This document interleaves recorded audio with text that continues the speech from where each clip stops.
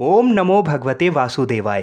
राधे राधे मित्रों, स्वागत है आपका अपने चैनल गुरुवाणी में। सावन मास के कृष्ण पक्ष की एकादशी को कामिका एकादशी कहा जाता है। वर्ष 2022 में कामिका एकादशी 24 जुलाई दिन रविवार को मनाई जाएगी। जैसा कि पुराणों में लिखा है कि कामिका एकादशी की व्रत कथा को सुनने मात्र से वाजपेय यज्ञ करने के बराबर का फल मिलता है। कामिका एकादशी के दिन भगवान विष्णु जी के सामने जो भी दीपक प्रज्वलित करता है, उनके पितृ स्वर्ग में अमृत का पान करते हैं। कामिका एकादशी का व्रत करने और इसकी कथा सुनने से अपार धन की प्राप्ति होती है और मानसिक सुख शांति की भी प्राप्ति होती है। सूर्य ग्रहण में कुरुक्षेत्र और केदार क्षेत्र में स्नान करने के बराबर का फल इस दिन भगवान विष्णु की धूप दीप से पूजा करने से मिलता है। कामिका एकादशी के दिन तुलसी पूजन का बड़ा ही विशेष महत्व है। इस दिन तुलसी जी के दर्शन मात्र से सब पाप नष्ट हो जाते हैं और तुलसी जी को स्पर्श करने से मनुष्य पवित्र हो जाता है। जो व्यक्ति कामिका एकादशी के दिन तुलसी दल से भगवान का पूजन करता है, उसे 200 ग्राम स्वर्ण और 800 ग्राम चांदी के दान के बराबर का फल प्राप्त होता है। एकादशी के व्रत वाले दिन संध्या को तुलसी जी के पास घी का दीपक अवश्य प्रज्वलित करें और एक चीज़ का विशेष ध्यान रखें कि एकादशी के दिन तुलसी जी को जल ना चढ़ाएं, क्योंकि तुलसी माता स्वयं भगवान विष्णु जी के लिए निर्जला व्रत रखती हैं।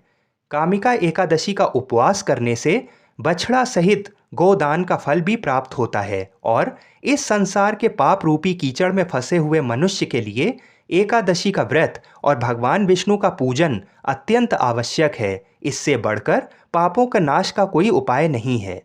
आज के इस वीडियो में हम कामिका एकादशी की पौराणिक व्रत कथा को सुनने के बाद काशी के पंचांग के अनुसार एकादशी तिथि कितने बजे से लेकर कितने बजे तक है और पूजा का शुभ मुहूर्त क्या है, ये भी जानेंगे। तो मेरी आपसे विनती है कि वीडियो को पूरा अवश्य देखिएगा। आइए भगवान श्री लक्ष्मी नारायण जी के चरणों का ध्यान करते हुए कामिका एकादशी की व्रत कथा को सुनते हैं। धर्मराज युधिष्ठिर जी के आग्रह करने पर स्वयं भगवान श्री कृष्ण जी ने इस व्रत की कथा को सुनाया था। एक गांव में एक वीर क्षत्रिय रहता था। एक दिन किसी कारणवश उसकी उसी के गांव के एक ब्राह्मण से हाथापाई हो गई और उस ब्राह्मण की मृत्यु हो गई। उसे इस बात का बहुत पछतावा हुआ। फिर उसने प्रायश्चित करने के लिए अपने हाथों मारे गए ब्राह्मण की क्रिया करनी चाहिए, परंतु गांव के अन्य पंडितों ने उसे क्रिया में शामिल होने से मना कर दिया। ब्राह्मणों ने बताया कि तुम पर ब्रह्म हत्या का दोष है, पहले प्रायश्चित कर इस पाप से मुक्त हो, तब तुम क्रिया कर सकते हो और हम तुम्हारे घर भोजन करेंगे। इस पर क्षत्रिय ने पूछा कि इस पाप से मुक्त होने के क्या उपाय हैं।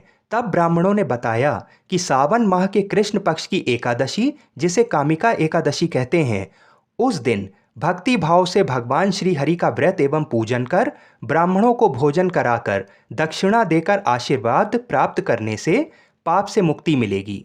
ब्राह्मणों के द्वारा बताए हुए तरीके से उस क्षत्रिय ने उसी प्रकार से नियम धर्म से पूजा पाठ किया।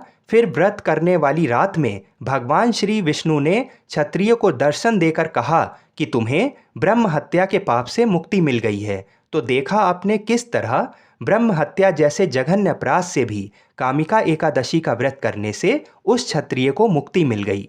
आइए अब जानते हैं कि काशी के पंचांग के अनुसार तिथि और शुभ मुहूर्त क्या है। एकादशी तिथि 23 जुलाई सुबह 11:30 से शुरू होकर 24 जुलाई को दोपहर 1:47 तक रहेगी। सूर्योदय के समय एकादशी तिथि 24 जुलाई को होने के कारण 24 जुलाई को ही कामिका एकादशी का व्रत रखना सर्वोत्तम रहेगा। इस दिन शुभ मुहूर्त सुबह 11:38 से लेकर दोपहर 12:30 तक रहेगा। व्रत का पारण अगले दिन 25 जुलाई को सुबह 5:22 से लेकर 7 बजे के बीच में कर सकते हैं और अगर इस समय अवसर ना मिले तो दूसरा शुभ मुहूर्त है सुबह 8:45 से लेकर 10:20 के बीच में।